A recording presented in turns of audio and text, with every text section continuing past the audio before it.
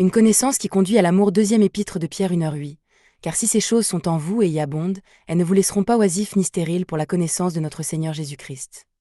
Ces choses désignent ici la foi, la vertu, la connaissance, la maîtrise de soi, la persévérance, l'impiété, et l'amour fraternel et l'amour, mentionné auparavant versets 1h5 à 1h7. Si ces vertus sont possibles, c'est parce que Jésus-Christ nous a déjà rendus participants de la nature divine de la vie éternelle. Il a porté la croix, est ressuscité, est monté au ciel et nous a envoyé le Saint-Esprit, vu 1h4.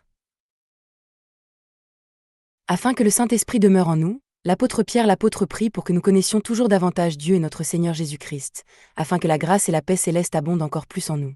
Le fait que Dieu nous ait donné la vie et la puissance de son amour, la piété, est une réalité objective. Mais pour que cela produise un effet réel et vivant en nous de manière subjective, nous devons absolument connaître celui qui nous a appelés, v 1h3. Cependant, cette connaissance n'est pas quelque chose que l'on acquiert une fois pour toutes. Chaque jour, nous devons apprendre à connaître Dieu d'une manière nouvelle, et c'est alors seulement que le fruit du salut peut mûrir en nous, v 1h8. Quand nous connaissons Jésus-Christ, alors ces différentes vertus commencent à apparaître en nous.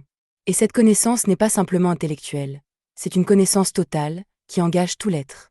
Le mot grec utilisé ici pour « connaissance » est épignosie. Dans le grec classique, il signifiait une connaissance claire ou une pleine compréhension. Dans la Bible, il est surtout employé pour désigner la connaissance de Dieu. Comme vous le savez, dans la Bible, le verbe « connaître » se dit en hébreu yada.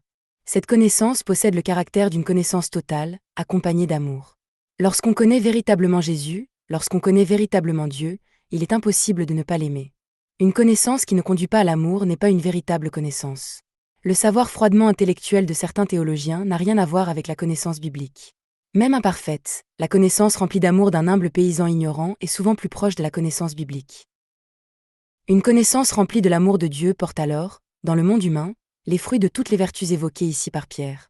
Aujourd'hui encore, méditons les Écritures et prions afin de nous efforcer de connaître Dieu, mais que cette connaissance ne reste pas seulement intellectuelle.